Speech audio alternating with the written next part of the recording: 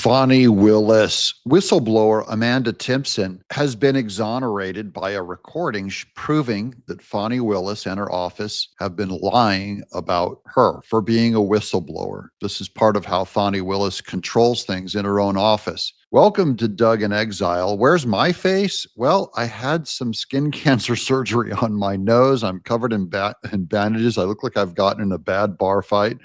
So I'm going to take a little pause from going on camera for a couple episodes before I share those gory details. Okay, let's get to this article. I'm going to go into kind of my longer history with Amanda Timpson. Here's Fani Willis said her whistleblower posed a violent threat to her office. This is little 5'2" or 5'4" Amanda Timpson, this tiny lady. Audio recordings tell a different story. Willis's top aide invented words that Amanda never said, whistleblower attorney said. So I'm going to go into that. We're going to play you the actual recording of Amanda Timpson and what Fani Willis said. So let's get to the article. A big problem arrived in Fulton County District Attorney Fani Willis's email box in the afternoon of November 16th, 2021. It was a legal notice from an attorney representing Amanda Timpson, a former member of Willis's executive staff who had been blowing the whistle on the district attorney's office for allegedly trying to mishandle federal grant funds. Willis, the 8-page letter stated, had violated a slew of whistleblower protection laws when she reassigned Timpson to serve as a glorified file clerk following a brief meeting in 2021, in which the district attorney refused to hear Timpson's allegations. So I'm just going to say this, that July 21 shows that Miss Timpson is the tip of the spear on popping the Fani Willis bubble. This drama goes way back before the Nathan Wade controversy, long before Willis formally went after Donald Trump in public. So that's why I think this stuff has special credibility, because Amanda Timpson did all this with no cover. She had no political cover. She had no press cover for her bravery. It is very hard to go against your own employer and your own office. So I just want to point that out. I am convinced this is a woman of principle. I've been in email contact with Amanda Timpson. That is, we freely go back and forth. And I generally take her side on this. This is a video I did on her 11 months ago, so almost 1 year ago. I'm just going to play the intro for you. Back with Miss Amanda Timpson. I hope you've enjoyed getting to know her as much as I have. And this money was being attacked and grabbed by every vampire in Fani Willis's office. This is my opinion, of course. Welcome to Doug in Exile. So at first, it was really just me speaking with Mr. Cuffey and not knowing if Miss Willis knew. I sent her in May 3rd of 2021. I sent her an email just saying like, hey, I really need to speak with you. I followed the chain of command to know. Okay, what you're seeing at the top of this screen is Mr. Cuffey's expenditures, where he's not allowed to spend the money that Miss Timpson had set aside for helping troubled youths in Georgia. And he's using it for social media manager, dinging them, taking the money and misappropriating it. This is the proof of their misappropriation. They're not allowed to do this. Miss Timpson brought it up to Fani Willis because Fani Willis was the boss, and Fani Willis went after Amanda Timpson. So that's some backstory on that. Timpson believes she had grounds for a lawsuit against Willis, but was willing to drop the matter in return for a modest severance package and a positive letter of recommendation from the district attorney. So that was going to be Fani Willis's cheapest way out of this, part ways, no drama, and instead Fani Willis turned on Miss Timpson. Fani Willis had other ideas. Quote, "We are absolutely not settling this claim," she said. She wrote to her deputy chief officer, Dexter Bond, and legal counsel Don Gary at 7:14 p.m. that evening. That's nearly 2 hours later at 9 p.m.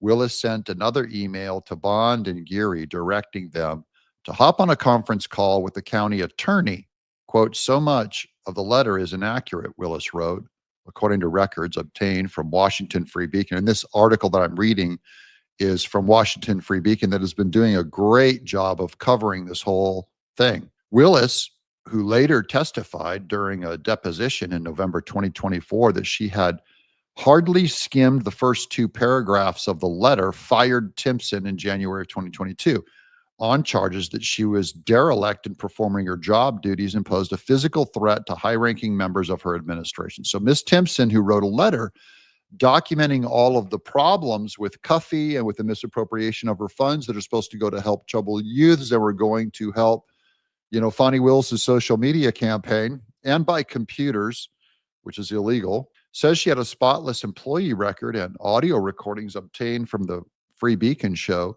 The alleged threats of physical violence appear to be fabrications by Willis's deputy chief of staff, Epiphany Henry. So this is the name of the girl, Epiphany Henry, the gal. Now we're going to play you the recording of that in just a minute. I just got to put a little more backfill on this. The recordings reported here for the first time, we're going to play you those recordings, add a growing body of evidence that Willis is running an office rife with dysfunction. Amanda Timpson alleges in a whistleblower lawsuit that Willis, after receiving her November 16th letter, embarked on a retaliatory campaign to destroy her reputation. Anyone who's ever worked in an office, you guys know, this is totally illegal to do. Her attorneys say her case, filed in August of 2022, could go to trial as soon as July. Lawmakers in the House, Senate, and Georgia state legislature opened an investigation into Timpson's whistleblower claims last year, the Free Beacon reported. She had secretly recorded a private conversation with Willis on November 19th in 2021. During that meeting, Timpson informed the district attorney that one of Willis's top aides had tried to misappropriate federal grant funds for swag and computers. Willis did not dispute Timpson's allegations, apologized to Timpson, and said the aide, Michael Cuffy, had failed her administration. Willis now says Timpson's allegations were incorrect. The district attorney testified during her deposition in November 2024 that Timpson was a, quote, underling who didn't deserve an explanation. Here's the actual quote. I don't owe it to her. She's an underling, unquote, Willis testified. I don't owe it to her. I don't know about you, but as an employer, I've been a boss of many subordinates or hirees or whatever you want to call them, fellow employees. How about fellow people made in the image of God? Underling, that's an odd choice of phrase. Timpson's case could mark yet another embarrassing setback for Willis.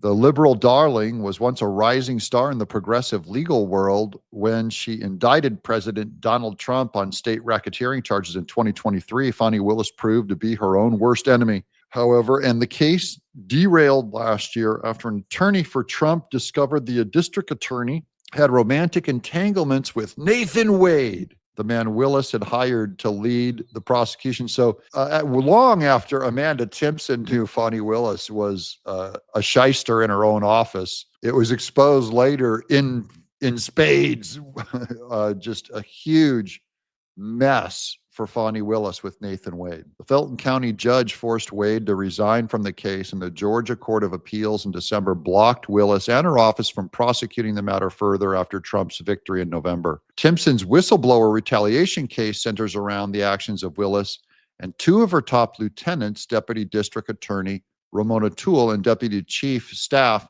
Epiphany Henry. That's the woman who said, Amanda Timpson, we have the recording of their conversation. After district attorney received Timpson's legal notice in November of 2021, 2 days later, November 18th, Willis, Henry, and Toole sent emails to Timpson outlining a work assignment. Timpson was to create a new behavioral health class for Willis's pretrial diversion department, which would take the form of 10 course modules, each containing at least 60 minutes worth of content, emails obtained from Free Beacon show. Timpson said it was the first time she'd ever heard of this task, which she was given 26 hours to complete. That's like, I guess they expect like Nathan Wade bills for 24 hours at a time, 24 hours in a row. Her failure to complete the project would be tantamount to tendering her resignation, Willis wrote. Timpson said it was an impossible task designed to give Willis the ammunition to depict her as an underperforming employee, a charge Willis repeated during her deposition in November last year. Timpson believed she was being set up to fail. The following day, on November 19th in 2021, Timpson secretly recorded 2 meetings, one with Willis and the other with Henry and Toole. Henry said, this lady, Timpson, during that meeting expressed a desire to violently attack Cuffey. Now, this is what the recording is about. So this is Fani Willis's office's claim, and including this lady, Miss Henry. The Willis official said she allegedly had tried to misappropriate federal funds. Henry's allegation, detailing in a memo, was sufficient for Willis to consider Timpson a violent threat to her staff. So you guys are wondering why this 5'4" Amanda Timpson got ushered out of the office with security guards. This is like her own personal January 6th investigation where she's seen as violent insurrectionist. The district attorney had 7 armed investigators escort Timpson out of her office on January 14th of 2022. Quote, Ms. Timpson made comments during staff meetings, this is the allegation against Amanda Timpson, with myself, this is Henry, the lady Henry, and Deputy DA Toole, that she wanted to violently attack her previous supervisor, and that, this is from Timpson, I'm from Compton. I don't know how to respond to emails. I be ready to fight. I want to punch him in the effing head. That's what Henry claimed Amanda Timpson said in a memo. Quote, I started to fear for my own safety when dealing with Miss Timpson because she had previously expressed to me that she wanted to be violate with her supervisor, her other supervisor. I do not take those types of statements lightly, unquote. Okay. She didn't know she was being recorded the whole time. You know what? I'm going to go ahead and play the tape now just so you can see what was actually said. So this is a great example of when you go into a court case, you know, one side says their point of view, the other side says their point of view. People have different memories of how things unfold, and then we all exaggerate to help our own case and then destroy the other person, our own recollection, and that's Miss Henry. So here's the recording of Amanda Timpson with Miss Henry. But I feel like as far as that, like this meeting, I just need to know that, like, as hard as I will go for you, like, just, if nothing else, like, respect and honesty. That's it. Like, and don't throw me out to the wolves, because that's not for me. And it's hard for me in this space because I grew up in a way that if something happens like that, you fight back physically. You know what I mean? And so I get emotional because I'm like, I'm grown now. Okay, so this is Amanda Timpson saying she came from Compton. She came from the streets. And she goes, you know, the way that we would handle things is you throw at someone, you know, but she goes, she's all emotional because she's a grown woman now. And it's implied she doesn't do that. But Miss Henry is hearing just her, we're going to go back over her account of this recording by Timpson. She remembers it different with, she thinks Timpson's saying the F word here. Obviously, if you listen to her tone, Miss Timpson's being very humble and emotional. Like, I want to fight, but I am grown now. So, I cannot. So to piggyback off of partially what Ms. Toole was saying, I think that would be good. You having your own space. I don't know if Ms. Toole, you can make a decision now, but you know, on that back wall, that one office is going to be vacant. Miss Epiphany Henry, this is my opinion, that it's normal. You try and deflect or deflate. You heard Amanda Timpson's, the tone of her voice. I just want to go back to how Miss Epiphany Henry recalls that conversation. Miss Timpson made comments during staff meetings with myself and Deputy DA Toole that she wanted to violently attack her previous employer and that I'm from Compton.